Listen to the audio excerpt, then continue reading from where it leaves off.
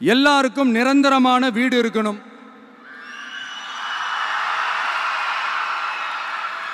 ஒவ்வொரு வீட்டுக்கும் ஒரு மோட்டார் சைக்கிள் வாகனம் உறுதியா இருக்கணும். காரும் தான் லட்சியம். அதுக்கான வசதி வாய்ப்பை உருவாக்குற அளவுக்கு பொருளாதார வளர்ச்சிக்கு வழியை உண்டாக்கணும். ஒவ்வொரு வீட்டில் இருக்கிற ஒவ்வொருத்தரும் மினிமம் டிகிரி படிச்சிருக்கணும்.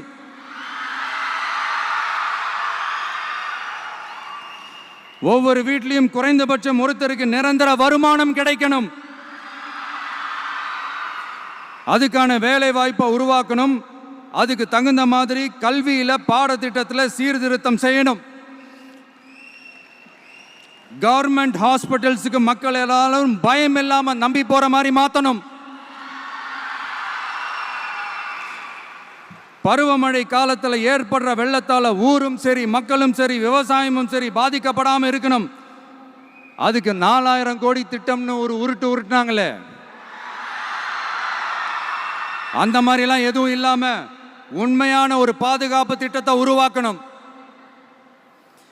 மீனவர்களோட, தொழிலாளர்களோட, நெசவாளர்களோட, அரசு ஊழியர்கள் மற்றும் ஆசிரியர்களோட கருத்து கேட்டு அவங்களுக்கான பாதுகாப்பு மற்றும் வளர்ச்சி திட்டங்களை உருவாக்கணும். உருவாக்குறது மட்டும் இல்லை, அதை செயல்படுத்தணும். முக்கியமாக இண்டஸ்ட்ரியல் டெவலப்மெண்ட்ஸில் கான்சென்ட்ரேட் பண்ணணும். எல்லாத்தையும் விட ரொம்ப ரொம்ப முக்கியம், சட்டம் ஒழுங்க ரொம்ப ஸ்ட்ரிக்டாக வச்சிருக்கணும்.